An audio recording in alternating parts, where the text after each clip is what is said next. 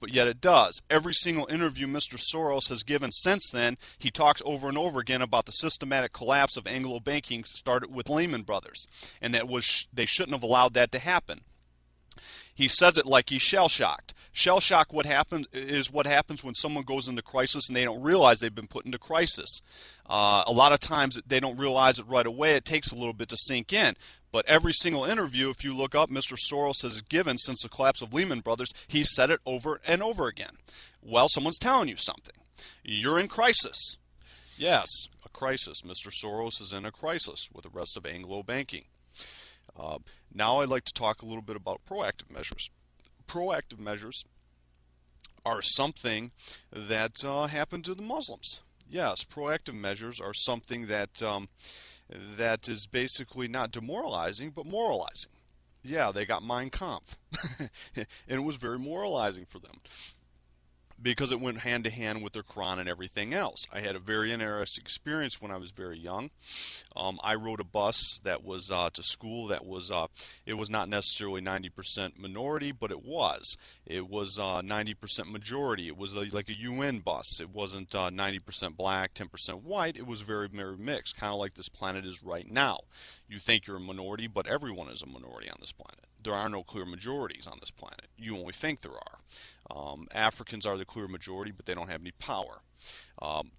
Sorry, they don't. If you have 50 countries in the world, half the world's natural resources, the greatest population the world has ever seen, the greatest piece of farmland the world has ever known, and you don't have any power, or I have to give you power, it's because you don't have any power. And that is natural law. Oh, you can give insects the right to vote. Yes, if you extend the vote to every living creature on this planet, insects would soon vote, and they'd soon vote themselves into office, but they would never rule. Why? That's natural law. But anyways, we know that because we know genes are real and it matters. Genotype is real and it matters. Race is real and it matters. We know that, right? Well, most of you say one thing and you really mean another because you're already in something called consensus thinking. I'm going to go into that in a minute, but I'm going to come back to proactive measures and the Muslims. So, on this bus, I was very, very young, not even 10 years old. I got asked by a group of Muslims if I was an Aryan. Very interesting topic. I didn't know what to say because I was just a little white kid. And they said, have you ever read Mein Kampf? Are you an Aryan? You must be an Aryan, yada, yada, yada. You know, maybe I have light eyes, whatever.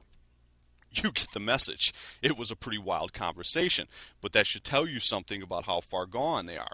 Now, what would it take for you to demoralize the Muslims? What would it take for the neocons to be able to change Islam? Well, we know that it takes 15 to 20 years. You got to control all the information. Is that possible? No. No, they would have to control every single madrasa on earth for 15 to 20 years. But because they've been moralized against an enemy that's sitting right in front of them, killing them every day, it's impossible to solve until you solve that first. So you got a problem there. If your enemy tries to demoralize someone like the Muslims who have been moralized or been under proactive measures, well, you got a big stumbling block. They can't see that, or they couldn't see that till just recently. But that's something I saw very, very long time ago, accidentally. Didn't realize what I was looking at till years later. But that's a great example of proactive measures.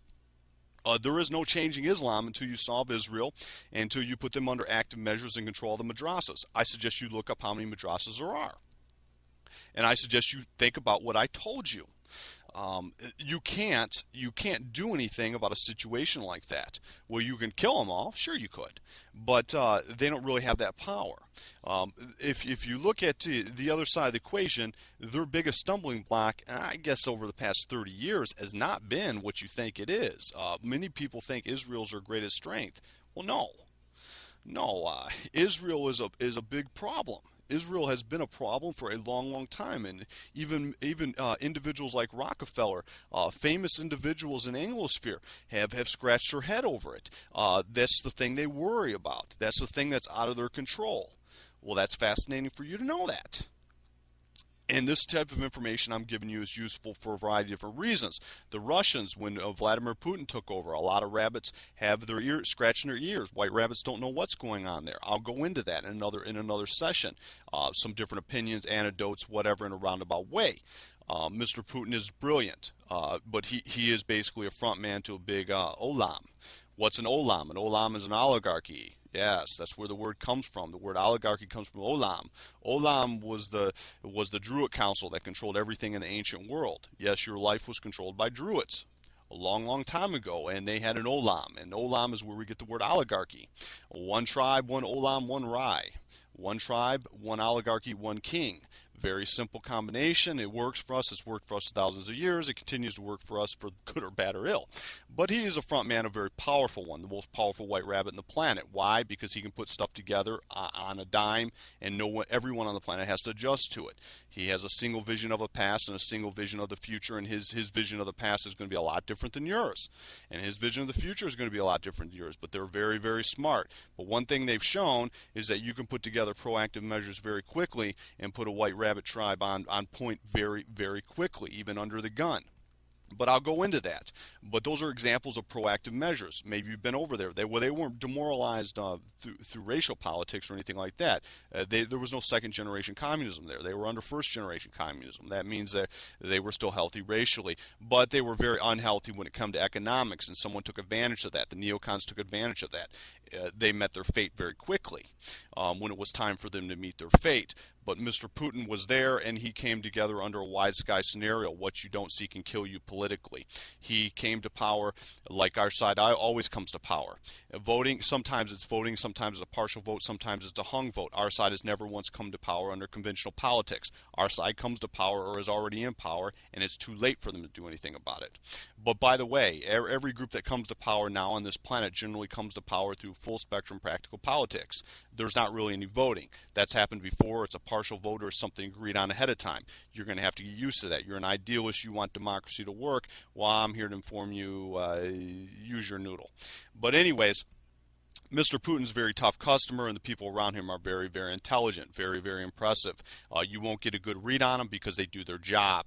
They don't give anyone a clear target because they do their job. But that's that. Now, I'm going to go into that a little bit more. But something else I want to make sure you understand is consensus thinking. Consensus thinking happens to every group of rabbits and always has in the history of the world. Consensus thinking happens when a group of rabbits get together. They form a group indirectly, directly. Consensus thinking happens, it's like the masses are asses. The masses are asses because consensus thinking is always going on. Many of you white nationalist rabbits, you've been around a while. These groups have been in existence. You're already in consensus thought. Some of you are in the next stage, consensus trance. That is the antithesis of creative thinking. Creative thinking is not a consensus trance. For instance, many of you make the statement that race is real and race matters, and you're right. But then you go giving statistics from the same groups that say there's no such thing as genotype and everything like that. Well, there's a contradiction there.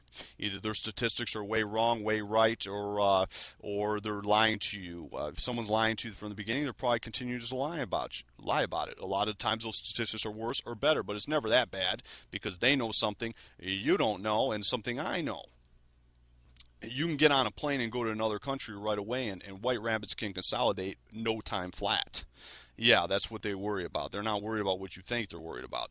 But if you're in a consensus trance, all hope is lost is the ultimate consensus trance. You're not going to see things clearly. Another great example of this, that maybe even people that deal a lot of steel get into a consensus trance. A lot of them come to someone like me, different associates, and they want another perspective on something because that's what I'm good at. I'm good at giving another perspective. I grew up in an environment where you had to be very, very creative. If you're going to get shot at on the way to or home from school, you're going to have to be very creative to survive if you're white. But then again, you'd have to be creative to survive if you're any color, believe it or not, in some environments right now on this planet. But consensus trance and consensus thinking is the opposite of creative. But basically, let me give you another example of this. Right now in Mexico, the last 3 officials that went to Mexico visited the war memorial. 3 officials, basic white men from America, went down to Mexico and they visited the war memorial and they saluted the fallen American soldiers in the Mexican-American War. Mexican-American War. Very interesting scenario. Most people didn't pick it up. Some Mexicans picked it up and are terrified of that. But that doesn't necessarily mean anything good for us. I'm just giving you a scenario. If you're in a consensus trance, you're not seeing that stuff. You just see everything, or at least try to. But that's what I'm here. I'm here to help you understand what the terms are. Once you know what it is, you can recognize it. We all go into consensus thinking. People that deal a lot of steel. Deal a lot of steel is maybe you read about bombs, maybe you're a sniper.